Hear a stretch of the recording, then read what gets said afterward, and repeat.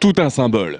Canton Nord-Ouest, celui de la présidente socialiste du Conseil général Claude Roiron, celui également de Sylvain Fauvinet, candidat du nouveau parti anticapitaliste. Bref, candidat de la gauche à la marge, contre la droite, mais aussi face à la gauche de la majorité socialiste actuelle.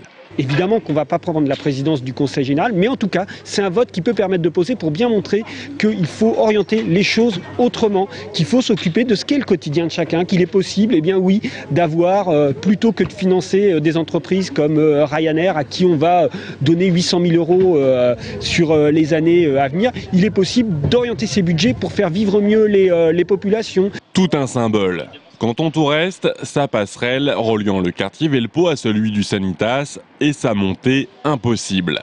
Sa rénovation ou reconstruction est inscrite dans le programme de chaque candidat, mais Fanny Puel, la représentante du NPA, là aussi entend bien marquer la différence des anticapitalistes. La bonne nouvelle, c'est qu'on est tous d'accord, donc ça c'est très bien. Maintenant, moi, ce que je voudrais savoir, c'est comment on va organiser les priorités politiques et les choix politiques et financiers au sein du Conseil général.